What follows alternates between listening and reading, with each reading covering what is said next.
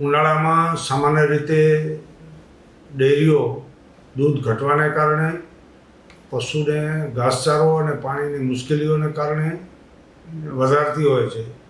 એ પ્રમાણે આપણે પણ મહિના દોઢ મહિના પહેલાં ભાવ વધારવાની વાત હતી, બોર્ડમાં ચર્ચા પણ થઈ હતી, પરંતુ ચૂંટણીઓ આવી જવાને કારણે, આચારસંહિતાને કારણે આપણે ભાવ વધારો એ સમયે કરી નહોતા શક્યા.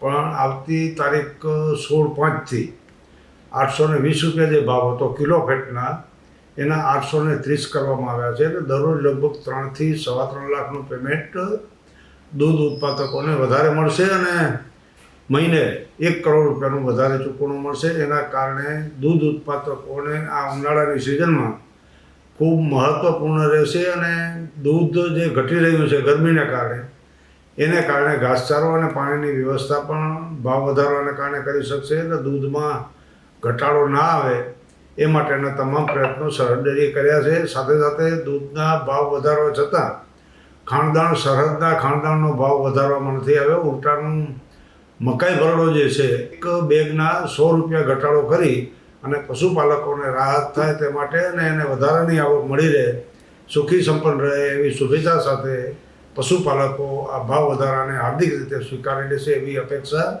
એ પણ ખૂબ પ્રગતિ કરે અને દૂધનો ધંધો દિવસો દિવસ વિકસાવે એવી અપેક્ષા સાથે ભારત માતા કી જય.